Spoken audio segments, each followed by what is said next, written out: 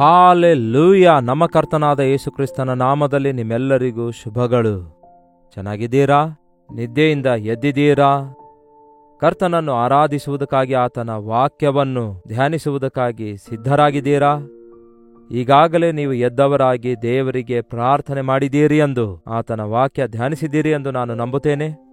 ಈ ದಿನ ನಾವೆಲ್ಲರೂ ಸೇರಿ ದೇವರ ವಾಕ್ಯಕ್ಕಾಗಿ ಕಾದಿದ್ದೇವೆ. ದೇವರು ಏನು ಮಾತಾಡುತ್ತಾರೆಂದು ಕೇಳೋಣ. ಪ್ರಾರ್ಥನೆ. ಪರಿಶುದ್ಧ ದೇವರೇ, ನಿಮಗೆ ವಂದನೆಗಳು. ನೀವು ಮಾತಾಡ್ತಾ ಇರುವುದಕ್ಕಾಗಿ ವಂದನೆಗಳು. ನೀವು ನಿನ್ನೆ ಇದ್ದ ಹಾಗೆ ಈ ಹೊತ್ತು ನಿತ್ಯ ನಿರಂತರಕ್ಕೂ ಒಂದೇ ರೀತಿಯಾದಂತಹ ದೇವರಾಗಿದ್ದೀರಿ. ನಿಮ್ಮ ಮಾತುಗಳು ನಮಗೆಷ್ಟೋ ಅವಶ್ಯಕವಾಗಿವೆ. ನೀವೇ ಮಾತಾಡಿರೆಂದು ಕ್ರಿಸ್ತನ ನಾಮದಲ್ಲಿ ಬೇಡುತ್ತೇನೆ ತಂದೆಯೇ, ಆಮೇನ್. ದೇವರಿಗೆ ಸ್ತೋತ್ರ. ಹೇಗಿದ್ದೀರಿ ಪ್ರಿಯರೇ? ಈ ದಿನಮಾನಗಳಲ್ಲಿ, ಭಯಾಂದೋಲನದ ಪರಿಸ್ಥಿತಿಗಳಲ್ಲಿ ಮನುಷ್ಯರು ಇರುವುದನ್ನು ಗಮನಿಸುತ್ತಿದ್ದೇವೆ. ಒಂದು ಕಡೆ ಯುದ್ಧಗಳಾಗುವುದು, ಇನ್ನೊಂದು ಕಡೆ ಭೂಕಂಪ ಆಗುವುದು, ಇನ್ನೊಂದು ಕಡೆ ಬರಗಾಲಗಳು, ಮತ್ತೊಂದು ಕಡೆ ಅನೀತಿ, ಬಲಾತ್ಕಾರಗಳು. ಎಷ್ಟೋ ವಿಪರೀತವಾಗಿರುವ ಪರಿಸ್ಥಿತಿಗಳಿಂದ ಈ ದಿನ ಅನೇಕ ದೇಶಗಳಲ್ಲಿದ್ದ ಜನರು ಹಾದು ಹೋಗ್ತಿದ್ದಾರೆ. ಭಾರತ ದೇಶದಲ್ಲಿದ್ದಂತಹ ನಾವು ದೇವರ ಕೃಪೆಯಿಂದ ಪ್ರಸ್ತುತವಾಗಿ ಭದ್ರವಾಗಿದ್ದೇವೆ. ಆತನ ಕೃಪೆಗಾಗಿ ಬೇಡಿಕೊಳ್ಳೋಣ. ಅನೇಕ ರೀತಿಯಾಗಿ ಪ್ರಪಂಚದಾದ್ಯಂತ ನಡೆಯುತ್ತಿರುವ ಪರಿಸ್ಥಿತಿಗಳು, ಯಾವುದೇ ದೇಶದಲ್ಲಿ ಏನೇ ಆಗುವಾಗ ಅದು ಪ್ರಪಂಚದಾದ್ಯಂತ ಅದರ ಎಫೆಕ್ಟ್ ಕಾಣುತ್ತದೆ. ನೋಡಿ ಪ್ರಿಯರೇ, ಈ ದಿನಗಳಲ್ಲಿ ಬಹಳಷ್ಟು ಜನ, ಚಿಕ್ಕ ಮಕ್ಕಳಿಗೆ ಜ್ವರಗಳು, ಕೆಮ್ಮು, ಶೀತ, ಹಿರಿಯರಿಗೂ ಕೂಡ ಬರ್ತಿವೆ. Viral fevers. ನಾವು ಆರೋಗ್ಯವಾಗಿರುವಾಗ ನಮ್ಮ ಬೆಲೆ ಎಷ್ಟೆಂದು ನಮಗೆ ಗೊತ್ತಾಗಲ್ಲ. ಆರೋಗ್ಯ ಎಷ್ಟು ದೊಡ್ಡ ಭಾಗ್ಯ ಎಂದು ಗೊತ್ತಾಗಲ್ಲ. ಅನಾರೋಗ್ಯದ ಪಾಲಾದಾಗ ಕೆಲಸ ಮಾಡ್ಲಿಕ್ಕಾಗದೆ, ಔಷಧ ತಿನ್ಲಿಕ್ಕಾಗದೆ, ಹಾಸ್ಪಿಟಲ್ಗೆ ಹೋಗ್ಲಿಕ್ಕಾಗದೆ ಎಷ್ಟೋ ತೊಂದರೆಗೊಳಗಾಗ್ತೇವಲ್ಲವೇ? ಬಹಳಷ್ಟು ಸಾರಿ ಪೆಟ್ಟುಗಳ ಮೇಲೆ ಪೆಟ್ಟು ಎನ್ನುವಂತೆ ಕೆಲವರಿಗೆ ಬಾಧೆಗಳ ಮೇಲೆ ಬಾಧೆಗಳು ಬಂದಾಗ ಅವರು ಬಹಳ ಕುಗ್ಗಿ ಹೋಗ್ತಾ ಇರ್ತಾರೆ. ಸಹಜವಾಗಿ ನಾವು ಆಲೋಚನೆ ಮಾಡುವಾಗ ಹೆಚ್ಚು ಜನ ಮಧ್ಯವರ್ಗದಲ್ಲಿದ್ದಂಥವರು ಕಷ್ಟಪಡ್ತಾರೆ. ಇನ್ನು ಬಡವರ ಸಂಗತಿ ಹೇಳುವ ಅಗತ್ಯವಿಲ್ಲ. ಅವರು ಎಷ್ಟೋ ಬಾಧೆಗೊಳಗಾಗ್ತಾರೆ. ಎಲ್ಲದರ ಬೆಲೆ ಹೆಚ್ಚಾಗಿದೆ, ಉದ್ಯೋಗ ಇಲ್ಲ, ಕೆಲಸ ಇಲ್ಲ, ಹೇಗೆ ಬದುಕಬೇಕೆಂದು ಅರ್ಥವಾಗ್ತಿಲ್ಲ ಅನ್ನುತ್ತಿದ್ದಾರೆ ಜನರು. ಈ ದಿನ ಉದ್ಯೋಗಕ್ಕೋಸ್ಕರ ಇತರ ದೇಶಕ್ಕೆ ಹೋಗುತ್ತಾರೆ. ಕುಟುಂಬಗಳನ್ನು ಕೂಡ ಬಿಟ್ಟು ಹೋಗುವುದನ್ನು ನೋಡ್ತೇವೆ. ಅಂದರೆ ಹೆಂಡತಿ ಹೊರ ದೇಶಕ್ಕೆ ಕೆಲಸಕ್ಕಾಗಿ ಹೋಗ್ತಾಳೆ, ಮಗನು ಓದುವುದಕ್ಕಾಗಿ ಹೋಗ್ತಾನೆ. ಹೀಗೆ ಒಂದು ಕುಟುಂಬ ಒಂದು ಸ್ಥಳದಲ್ಲಿ ಇರ್ತಾ ಇಲ್ಲ.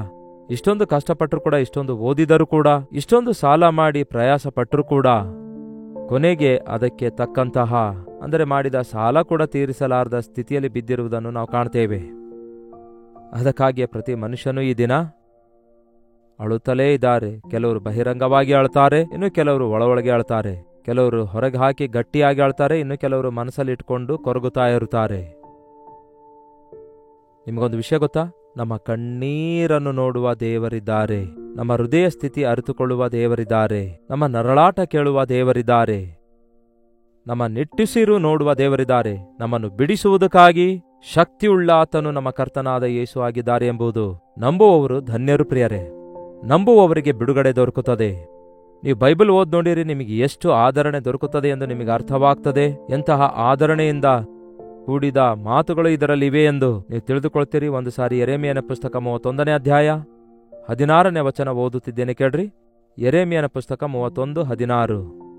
ಯೆಹೋವನು ಹೀಗೆ ಆಜ್ಞಾಪಿಸುತ್ತಿದ್ದಾನೆ, ಅಳಬೇಡಿರಿ, ಸುಮ್ಮನಿರಿ, ನಿನ್ನ ಕಣ್ಣೀರು ಸುರಿಸದಿರಲಿ, ನಿನ್ನ ಪ್ರಯಾಸ ಸಾರ್ಥಕವಾಗುವುದು. ಜನರು ಶತ್ರುವಿನ ದೇಶದಿಂದ ಹಿಂದಿರುಗಿ ಬರುವರು. ಇದೇ ಯೆಹೋವನ ನುಡಿ. ಅಳಬೇಡಿರಿ, ಸುಮ್ಮನಿರಿ, ಕಣ್ಣೀರು ಸುರಿಸುವುದನ್ನು ಬಿಡಿರಿ. ಎಷ್ಟು ಅಳುತ್ತೀಯೋ ಅಳು, ನಿನ್ನ ಸಾವು ನೀನು ಸಾಯಿ, ನಿನ್ನ ಬದುಕನ್ನು ನೀನೇ ಬದುಕು, ನಿನ್ನ ಬಾಧೆನೆಲ್ಲ ನೀನೇ ಅನುಭವಿಸು. ನನಗ್ಯಾಕೆ ಹೇಳುವಿ? ನನ್ನ ಬಾಧೆ ನನಗಿವೆ, ನನ್ನ ಶ್ರಮೆ ನನಗಿವೆ ಎನ್ನುವ ರೀತಿಯಲ್ಲಿ ಈ ದಿನ ಪ್ರತಿಯೊಬ್ಬರಿದ್ದಾರೆ ಪ್ರಿಯರೇ. ಮನೆಯಲ್ಲಿರುವ ಗಂಡ ಹೆಂಡತಿ ಕೂಡ ಹೀಗೆ ಅಂದುಕೊಳ್ತಾರೆ. ಮನೆಯಲ್ಲಿರುವ ತಂದೆ ತಾಯಿಗಳು, ಮಕ್ಕಳು ಕೂಡ ಹೀಗೆ ಮಾತಾಡುವುದನ್ನು ನೋಡ್ತೇವೆ. ಅಯ್ಯೋ ಮಗನೇ, ನಿನಗೆ ಎಷ್ಟೋ ಓದಿಸಿದ್ದೇನಲ್ಲವೇ, ಈಗ ನಾನು ವೃದ್ಧಾಪ್ಯದಲ್ಲಿದ್ದೇನೆ, ಸ್ವಲ್ಪ ಸಹಾಯ ಮಾಡು ಮಗನೇ ಅಂದಾಗ ನಿನ್ನ ಸಾವು ನೀನು ಸಾಯಿ ಎಂದು ಮಕ್ಕಳು ಹೇಳುವುದು ಎಷ್ಟು ವಿಷಾದ ನೋಡಿ. ದೇವರನ್ನು ಅರಿತ ಮಕ್ಕಳು ದೇವರ ಭಯದಲ್ಲಿ ನಡೆಯುವಾಗ, ಹಾಗೆ ದೇವರ ಭಯ ಇಲ್ಲದಂಥವರು ಒಂದು ವೇಳೆ ತಂದೆಯೇ ಒಬ್ಬ ಕುಡುಕನಾಗಿರಬಹುದು, ಅವನು ತನ್ನ ಮಕ್ಕಳನ್ನು ಪ್ರೀತಿಸುತ್ತಾನೋ? ಪರಸ್ತ್ರೀಯ ಸಂಬಂಧದಲ್ಲಿ ಇದ್ದಂಥವನು, ವೇಷವಾಟಿಕೆಗೆ ಅವಕಾಶ ಕೊಟ್ಟವನು ತನ್ನ ಹೆಂಡತಿಯನ್ನು ಪ್ರೀತಿಸುವನೋ? ಈ ದಿನ ಇಂತಹ ಪರಿಸ್ಥಿತಿಗಳಲ್ಲಿ ಅನೇಕರು ಕುಗ್ಗಿ ಹೋಗ್ತಿದ್ದಾರೆ, ಕೂತ್ಕೊಂಡು ಅಳುತ್ತಿದ್ದಾರೆ ಎಂಥವರಿಗೆ ಕರ್ತನು ಹೇಳುತ್ತಾರೆ, ನಾವು ಆತನಿಗೆ ಏನೂ ಆಗುವುದಿಲ್ಲ ಹೇಳಬೇಕಾದ್ರೆ. ಆತನಿಗೂ ನಮಗೂ ಬಂಧುತ್ವ ಏನಿದೆ? ನಾವು ಪಾಪಿಗಳು, ಆತನು ಪರಿಶುದ್ಧನು, ನಾವು ದೌರ್ಭಾಗ್ಯರು, ಆತನು ಮಹೋನ್ನತನು. ಆದರೆ ಆತನು ಪ್ರೀತಿಸುತ್ತಿದ್ದಾನೆ. ನಶಿಸಿ ಹೋಗುವವರನ್ನು ಪ್ರೀತಿಸುತ್ತಾ ಇರುವುದರಿಂದ ನಮ್ಮ ಮೇಲೆ ಪ್ರೀತಿಯನ್ನು ತೋರಿಸಿ ನಾವು ಅಳುತ್ತಾ ಇರುವಾಗ ನಮ್ಮ ದುಃಖವನ್ನು, ನಮ್ಮ ವೇದನೆಯನ್ನು ಅಳಿಸಿ ಹಾಕುವುದಕ್ಕಾಗಿ ನಮ್ಮ ವ್ಯಸನವನ್ನೆಲ್ಲ ಆತನೇ ಹೊತ್ತುಕೊಂಡಿದ್ದಾನೆ. ನಮ್ಮ ದೋಷಗಳಿಂದ ಆತನು ಜಜ್ಜಲ್ಪಟ್ಟಿದ್ದಾನೆ. ನಮ್ಮ ಪಾಪವನ್ನು, ನಮ್ಮ ಶಾಪವನ್ನು ಆತನು ತನ್ನ ಮೇಲೆ ಹೊತ್ತುಕೊಂಡದ್ದರಿಂದ ಅಳಬೇಡಿರಿ, ಸುಮ್ಮನಿರಿ. ದೇವರು ಹೇಳ್ತಾರೆ, ನಾನಿದ್ದೇನೆ, ನಾನೇ ನಿಮಗೆ ಬಿಡುಗಡೆ ಕೊಡ್ತೇನೆ, ನಾನು ನಿಮ್ಮನ್ನು ಕ್ಷಮಿಸುತ್ತೇನೆ, ನಿಮ್ಮ ಸಮಸ್ಯೆಗಳನ್ನು ನಾನು ತೀರಿಸುತ್ತೇನೆ. ಇಷ್ಟು ಒಳ್ಳೆ ಯೇಸುವಿನ ನಾಮದಲ್ಲಿ ಪ್ರಾರ್ಥಿಸಿರಿ ಅಂದಾಗ ಯಾಕೆ ಪ್ರಿಯರೇ ನೀವು ಅಷ್ಟೊಂದು ಸಂಕೋಚ ಪಡ್ತೀರಿ? ಯಾಕೆ ನಿರ್ಲಕ್ಷ್ಯವಾಗಿರುತ್ತೀರಿ? ನಂಬಿರಿ, ಯೇಸುವಿನ ನಾಮದಲ್ಲಿ ನಿಮಗೆ ಬಿಡುಗಡೆ ಇದೆ, ನಿಮ್ಮ ಕಣ್ಣೀರು ಒರೆಸಿ ಹಾಕಲ್ಪಡುತ್ತೆ. ಭವಿಷ್ಯದ ಕುರಿತು ಆಲೋಚಿಸುತ್ತಾ ಅಳ್ತಾ ಕೂತ್ಕೊಳ್ತಾರೆ ಕೆಲವರು. ಈ ದಿನ ಚೆನ್ನಾಗಿದ್ರೂ ಕೂಡ ನಾಳೆ ಏನಾಗ್ತದೋ, ಯುದ್ಧ ಏನಾದ್ರೂ ಶುರುವಾದ್ರೆ ಏನಾಗ್ತದೋ, ಬರಗಾಲ ಬಂದ್ರೆ ಏನಾಗ್ತೇವೋ, ಪ್ರಪಂಚ ಎಷ್ಟೋ ಬದಲಾಗ್ತಿದೆ, ಭವಿಷ್ಯ ಏನಾಗ್ತದೋ, ನಾನು ವೃದ್ಧಾಪ್ಯಕ್ಕೆ ಹೋದ್ರೆ ಏನಾಗುತ್ತೇನೋ, ನನ್ನ ಮಕ್ಕಳು ಏನಾಗ್ತಾರೋ, ನಾನು ಸತ್ತರೆ ಎಂದು ಕೆಲವರು ಈಗಲೇ ಮಕ್ಕಳ ಕುರಿತು ಚಿಂತಿಸಿ ಅಳ್ತಾ ಇರ್ತಾರೆ. ಅದಕ್ಕೆ ನಿಮ್ಮೊಂದಿಗೆ ದೇವರು ಮಾತಾಡ್ತಿದ್ದಾರೆ. ಏನು ಹೇಳ್ತಾರೆ ನೋಡಿ ದೇವರು ನಂತರದ 17ನೇ ವಚನದಲ್ಲಿ, ಮುಂಬರುವ ಕಾಲದಲ್ಲಿ ನಿನಗೆ ಮೇಲುಂಟಾಗುವುದು ಎಂದು ನಂಬಿಕೆ ಇದೆ. ಮುಂಬರುವ ಕಾಲದಲ್ಲಿ ನಿಮಗೆ ಮೇಲುಂಟಾಗ್ತದೆ. ಯಾವಾಗಲೂ ಇಲ್ಲಿಯವರೆಗೂ ಕೇಡು ಅನುಭವಿಸಿರ್ಬೋದು, ಇನ್ನು ನನ್ನ ಬದುಕೆಲ್ಲ ಇಷ್ಟೇ ಅಂದ್ಕೊಳ್ಬೇಡಿ. ನನ್ನ ಮಾತು ಕೇಳಿರಿ, ನೀವು ಸುಮ್ಮನಿರಿ, ನೀವು ಅಳಬೇಡಿರಿ. ನಿಮ್ಮ ವಿಷಯದಲ್ಲಿ ದೊಡ್ಡ ಆಲೋಚನೆಯುಳ್ಳವನಾಗಿದ್ದೇನೆ. ಮುಂಬರುವ ಕಾಲದಲ್ಲಿ ನಿಮಗೆ ಮೇಲುಂಟಾಗುವುದು ಎಂಬ ನಂಬಿಕೆ ಇದೆ. ನಿನ್ನ ಮಕ್ಕಳು ತಿರುಗಿ ತನ್ನ ಸ್ವದೇಶಕ್ಕೆ ಹಿಂದಿರುಗುವರು. ನಿಮ್ಮ ಮಕ್ಕಳನ್ನು ಬಹುಶಃ ನೀವು ಇತರ ದೇಶಕ್ಕೆ ಕಳಿಸಿರಬಹುದು. ಈಗ ಯುದ್ಧಗಳಾಗ್ತಿವೆ, ಅಂತಹ ದೇಶದಲ್ಲಿದ್ದವರು ಎಷ್ಟೋ ತೊಂದರೆಗೊಳಗಾಗ್ತಿದ್ದಾರೆ. ತಿರುಗಿ ನಮ್ಮ ಮಕ್ಕಳು ನಮ್ಮ ಬಳಿಗೆ ಬರುತ್ತಾರೋ? ಏನಾಗುತ್ತದೋ ಗೊತ್ತಿಲ್ಲ. ಪ್ರಪಂಚವೆಲ್ಲ ಯುದ್ಧ ನಡೆಯುವಾಗ ನಮ್ಮ ಭವಿಷ್ಯ ಏನಾಗ್ತದೆ ಎಂಬ ಪರಿಸ್ಥಿತಿಯಲ್ಲಿದ್ದೇವಲ್ಲವೇ?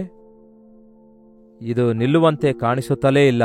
ಯುದ್ಧ ನಿಂತಿರುವಂತೆ ಕಾಣಿಸಿದರೂ ಅದು ಹೆಚ್ಚಾಗುವುದನ್ನೇ ನೋಡ್ತಿದ್ದೇವಲ್ಲವೇ? ಇಂತಹ ಪರಿಸ್ಥಿತಿಯಲ್ಲಿ ಕುಟುಂಬವಾಗಿ ಚದುರಿ ಹೋಗಿ ವಿವಿಧ ದೇಶಗಳಲ್ಲಿ ಇದ್ದಾಗ್ಯೂ ಕೂಡ ನಮ್ಮ ಭವಿಷ್ಯವೇನು, ನಮ್ಮ ಮಕ್ಕಳ ಭವಿಷ್ಯವೇನು, ಮತ್ತೆ ನಾವು ಒಂದಾಗ್ತೇವೋ, ಮತ್ತೆ ಆನಂದಿಸ್ತೇವೋ ಎಂದು ಕಳವಳಗೊಳ್ಳುವವರಿಗೆ ದೇವರು ಒಂದು ವಾಗ್ದಾನ ಕೊಡ್ತಿದ್ದಾರೆ.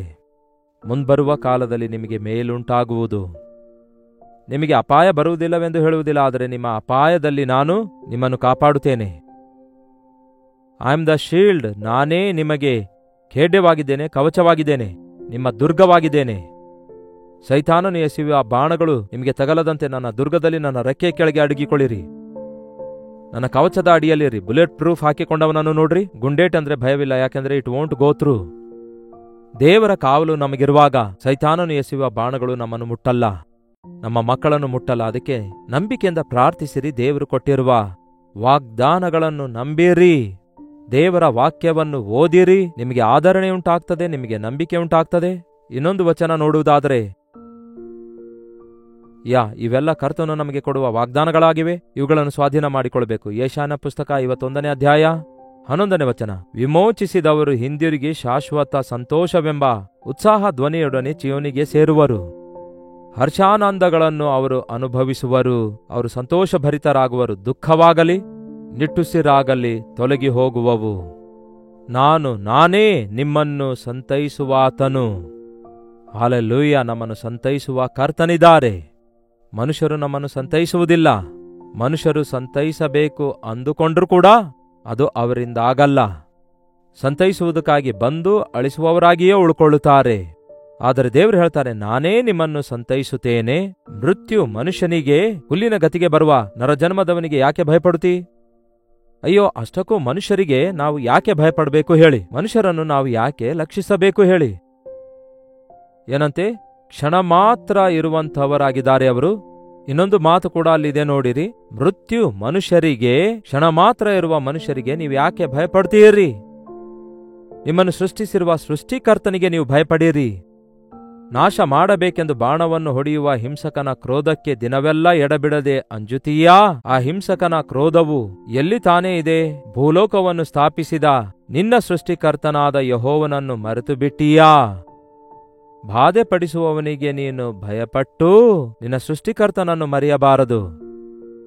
ನಿನ್ನನ್ನು ಬಾಧೆ ಪಡಿಸುವವರ ಬಂಧನದಿಂದ ನಿಮ್ಮನ್ನು ಬಿಡಿಸಬಲ್ಲಂತಹ, ನಿಮಗೆ ಮೇಲನ್ನುಂಟು ಮಾಡುವಂತಹ ನಿಮ್ಮ ಸೃಷ್ಟಿಕರ್ತನಲ್ಲಿ ನಂಬಿಕೆಯನ್ನಿಡಿಯಿರಿ.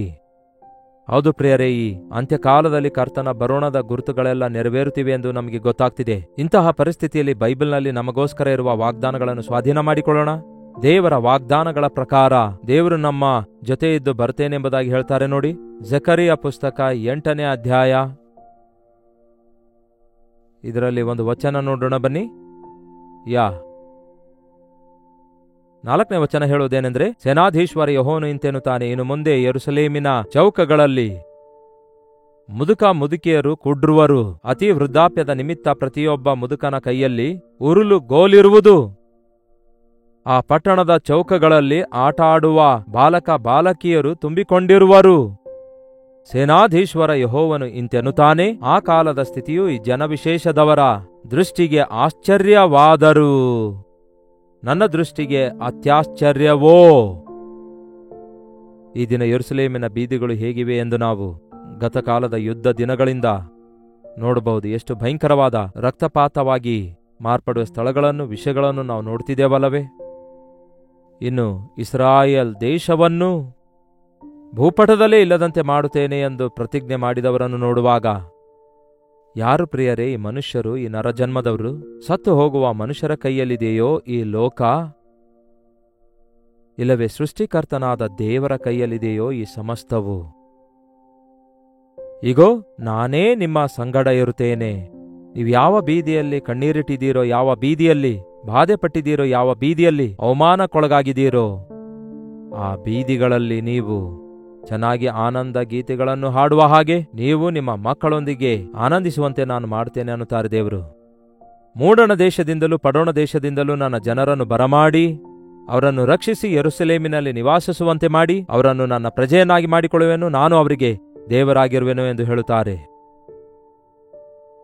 ಅಬ್ರಹಾಮನಿಗೆ ದೇವರು ವಾಗ್ದಾನ ಮಾಡಿರುವ ಇಸ್ರಾಯೇಲ್ ಪ್ರಜೆಗಳ ತಂಟೆಗೆ ಯಾರೇ ಹೋದ್ರೂ ಕೂಡ ಅದು ಕೇಡಾಗಿಯೇ ಉಳ್ಕೊಳ್ಳುತ್ತೆ ಹೊರತು, ಯಾರೇ ಆಗಲಿ ಎಷ್ಟೇ ವ್ಯತಿರೇಕವಾಗಿ ಎಷ್ಟೇ ಹೋರಾಟಗಳನ್ನು ಹೋರಾಡಿದ್ರೂ ಕೂಡ, ಈಗಾಗಲೇ ಯೆರೂಸಲೇಮನ್ನು ಎಷ್ಟೋ ಸಾರಿ ಎಷ್ಟೋ ಜನರು ಅದನ್ನು ದೋಚಿಕೊಂಡ್ರು, ಅದು ಸುಟ್ಟಾಕಲ್ಪಟ್ಟಿತು, ಎಷ್ಟೋ ಸಾರಿ ಕೆಡವಲ್ಪಟ್ಟಿತು, ಚದುರಿಸಲ್ಪಟ್ಟಿತು ಎಂಬುದಾಗಿ ಚರಿತ್ರೆಯಲ್ಲಿ ನಾವು ನೋಡ್ತೇವಲ್ಲವೇ? ಆದರೆ ದೇವರ ವಾಗ್ದಾನಗಳು ನಮಗಿರುವುದರಿಂದ ನಾನು ಅವರನ್ನು ಹಿಂದಿರುಗಿ ತರುತ್ತೇನೆ, ಚದರಿ ಹೋದ ನಿಮ್ಮನ್ನು ಒಟ್ಟುಗೂಡಿಸುತ್ತೇನೆ ಎಂಬ ವಾಗ್ದಾನ ದೇವರು ನೆರವೇರಿಸುತ್ತಲೇ ಇದ್ದಾರೆ. ನಮ್ಮ ಜೀವಿತದಲ್ಲೂ ಕೂಡ ಅನೇಕ ಸಾರಿ ನಮ್ಮ ಕುಟುಂಬವನ್ನು ಕೂಡ ಸೈತಾನನು ಚದುರಿಸಿ ಬಿಡುತ್ತಾನೆ. ಗಂಡ ಹೆಂಡತಿ ಬೇರ್ಪಡ್ತಿದ್ದಾರೆ, ತಂದೆ ತಾಯಿಗಳಿಗೂ ಮಕ್ಕಳಿಗೂ ಭೇದಗಳು ವಿಭೇದಗಳು ಉಂಟಾಗ್ತಿವೆ. ಸಾಮರಸ್ಯ ಇಲ್ಲದೆ, ಐಕ್ಯತೆ ಇಲ್ಲದೆ ಬಂಧುಗಳಾಗಿದ್ದಂಥವರು ಕೂಡ ದ್ರೋಹಕ್ಕೊಳಗಾದವರಾಗಿ, ದ್ರೋಹ ಮಾಡಿದವರಾಗಿ, ಒಬ್ಬರಿಗೊಬ್ಬರು ಅನ್ಯಾಯ ಮಾಡುವವರಾಗಿ, ಹೊರಗಿನವರಾದ್ರೆ ಪರವಾಗಿಲ್ಲ, ನನ್ನ ಬಂಧುಗಳೇ ಬಾಧೆ ಪಡಿಸ್ತಿದ್ದಾರೆ ಎಂದು ಎಷ್ಟೋ ಜನ ಹೇಳುವುದನ್ನು ಕೇಳ್ತೇನೆ. ಇಂತಹ ಪರಿಸ್ಥಿತಿಗಳಲ್ಲಿ ನಮ್ಮ ಕರ್ತನು ನಮ್ಮ ಸಂಗಡ ಇದ್ದಾರೆ. ಎಷ್ಟೇ ಜನ ನಿಮ್ಮ ವಿರುದ್ಧ ತಿರುಗಿ ಬಿದ್ದರೂ ಯಾವ ಹಾನಿ ಆಗದಂತೆ ನಿಮ್ಮನ್ನು ದೇವರು ಕಾಪಾಡ್ತಾರೆ. ಸುಮ್ಮನಿರಿ, ಅಳಬೇಡಿರಿ, ಯೇಸುವಿನಲ್ಲಿ ನಂಬಿಕೆ ಇಡಿರಿ. ನಿಮ್ಮ ಬಾಧೆಗೆ, ನಿಮ್ಮ ವೇದನೆಗೆ ಕಾರಣ ಏನೇ ಆದಾಗಿಯೂ ಅದನ್ನು ಕರ್ತನಿಗೆ ಹೇಳಿಕೊಂಡು, ದೇವರೇ ನೀವು ನನ್ನ ಸಂಗಡ ಇರುವಿರಾ, ನನ್ನನ್ನು ಆಧರಿಸುವಿರಾ, ಮುಂದ್ಬರುವ ಕಾಲಕ್ಕಾಗಿ ನನಗಿರುವ ವಾಗ್ದಾನಗಳನ್ನು ನನಗಾಗಿ ನೆರವೇರಿಸಿರಿ ಎಂದು ಪ್ರಾರ್ಥಿಸೋಣವೇ? ಪ್ರಾರ್ಥನೆ. ಪರಿಶುದ್ಧ ದೇವರೇ, ಪ್ರೀತಿಯುಳ್ಳ ತಂದೆಯೇ, ಮತ್ತೊಂದು ಸಾರಿ ನಿಮ್ಮ ಸನ್ನಿಧಿಗೆ ಬರುತ್ತೇವೆ. ಪ್ರಪಂಚ ಪರಿಸ್ಥಿತಿಗಳೆಲ್ಲ ಗೊಂದಲಮಯವಾಗಿರುವಂತಹ ಈ ದಿನಮಾನಗಳಲ್ಲಿ ಸ್ವಂತವರಿಂದ, ಸ್ವಂತ ಮನೆಯವರಿಂದ ಪರಿಹಾಸ್ಯಕ್ಕೆ ಗುರಿಯಾಗಿ ತಳ್ಳಿ ಹಾಕಲ್ಪಟ್ಟರೂ ಕೂಡ ವಾದ ಪ್ರತಿವಾದಗಳೊಂದಿಗೆ, ಘರ್ಷಣೆಗಳೊಂದಿಗೆ ದುಃಖಗಳಿಗೆ ಬಲಿಯಾಗುವಂತಹ ನಮ್ಮ ಜೀವಿತಗಳನ್ನು, ಕುಟುಂಬಗಳನ್ನು ನೋಡಿರಿ ದೇವರೇ. ಸಮಯವು ಸ್ವಲ್ಪವೇ ಇರುವುದರಿಂದ ಸೈತಾನನು ಯಾರನ್ನು ನುಂಗಲಿ ಎಂದು ಗರ್ಜಿಸುವ ಸಿಂಹದೋಪಾದಿಯಲ್ಲಿ ತಿರುಗಾಡ್ತಿದ್ದಾನೆ. ಆ ಸೈತಾನನನ್ನು ಎದುರಿಸಲು ಅವನು ನಮ್ಮನ್ನು ಬಿಟ್ಟು ಓಡಿ ಹೋಗುವ ಹಾಗೆ ನಾವು ಪ್ರಾರ್ಥಿಸುವಂತೆ ಸಹಾಯ ಮಾಡಿರಿ. ಯಾರ್ಯಾರು ಯಾವ ವೇದನೆಯಲ್ಲಿ, ಯಾವ ಬಾಧೆಯಲ್ಲಿ, ಯಾವ ದುಃಖದಲ್ಲಿ, ಯಾವ ಸಮಸ್ಯೆಗಳಲ್ಲಿ, ಯಾವ ನಿಂದೆಯಲ್ಲಿ, ಯಾವ ಅವಮಾನದಲ್ಲಿ ಈ ಸಮಯದಲ್ಲಿ ಇದ್ದು ದುಃಖ ಪಡ್ತಿದ್ದಾರೋ, ಮನಸ್ಸಲ್ಲಿ ದುಃಖ ಪಡ್ತಾ ಇದ್ದಾರೋ ಅಂಥವರನ್ನೆಲ್ಲ ನಿಮ್ಮ ಅಭಯ ಹಸ್ತದಿಂದ ಮುಟ್ಟಿ ಅಳಬೇಡಿರಿ, ಸುಮ್ಮನೇರಿ. ನಿಮಗೋಸ್ಕರ ಮುಂಬರುವ ಕಾಲದಲ್ಲಿ ದೊಡ್ಡ ಕಾರ್ಯಗಳನ್ನು ಮಾಡ್ತೇನೆ ಎಂಬ ನಿಮ್ಮ ವಾಗ್ದಾನಗಳನ್ನು ನೆರವೇರಿಸಿ ನಡೆಸಿರಿ ಎಂದು ಕ್ರಿಸ್ತನ ನಾಮದಲ್ಲಿ ಬೇಡುತ್ತೇನೆ ತಂದೆಯೇ, ಆಮೇನ್. ತಂದೆಯಾದ ದೇವರ ಪ್ರೀತಿಯು, ಮಗನಾಗಿರುವ ಕ್ರಿಸ್ತನ ಕೃಪೆಯು, ಆದರಣೆ ಕರ್ತನಾದ ಪವಿತ್ರಾತ್ಮನ ಸಹವಾಸವು ಕೂಡಿ ಬಂದಿರುವ ನಮ್ಮೆಲ್ಲರ ಸಂಗಡ ಸದಾಕಾಲಕ್ಕೂ ನೆಲೆಯಾಗಿರಲಿ. ಆಮೇನ್. ದೇವರಿಗೆ ಸ್ತೋತ್ರ. ನಿಮ್ಮ ಪ್ರಾರ್ಥನಾ ಮನವಿಗಳನ್ನು ಮೇಲಿಂದ ಮೇಲೆ 8939731313 ನಂಬರ್ಗೆ ಹಾಗೂ ಹೊರದೇಶದಿಂದಲೂ ಸಹ ವೀಕ್ಷಿಸುವುದಾದರೆ ಇದೇ ನಂಬರ್ಗೆ ಅದು ಒಂದು ಟೆಕ್ಸ್ಟ್ ಇಲ್ಲವೇ ವಾಯ್ಸ್ ಮೆಸೇಜ್ ಮೂಲಕ ಕಳಿಸಿಕೊಡಿರಿ. ಅವುಗಳನ್ನು ನಾವು ಪರಿಶೀಲಿಸುತ್ತಾ ನಿಮ್ಮೆಲ್ಲರಿಗೋಸ್ಕರ ನಿಮ್ಮ ಪಕ್ಷದಲ್ಲಿ ಪ್ರಾರ್ಥಿಸುತ್ತಿದ್ದೇವೆ. ನೀವು ಕೂಡ ಪ್ರಾರ್ಥಿಸಿರಿ. Doctor Jaipal Kannada YouTube channel ಅನ್ನು ಹಿಂದೆ ಸಬ್ಸ್ಕ್ರೈಬ್ ಮಾಡಿಕೊಳ್ಳಿರಿ. ನಿಮ್ಮ ಹೆಸರು ಕಾಮೆಂಟ್ ಸೆಕ್ಷನ್ನಲ್ಲಿ ಬಂದು ಟೈಪ್ ಮಾಡುವುದನ್ನು ಮರೆಯಬೇಡಿ. ಕರ್ತನ ಚಿತ್ತವಿರುವುದಾದರೆ ಮತ್ತೆ ನಾಳೆ ಇದೇ ಅನುದಿನದ ಧ್ಯಾನ ಎಂಬ ಕಾರ್ಯಕ್ರಮದಲ್ಲಿ ಮತ್ತೊಮ್ಮೆ ಭೇಟಿಯಾಗೋಣ. ಅಲ್ಲಿವರೆಗೂ ದೇವರ ಮಹಾಕೃಪೆ ನಿಮ್ಮೆಲ್ಲರೊಂದಿಗಿರಲಿ.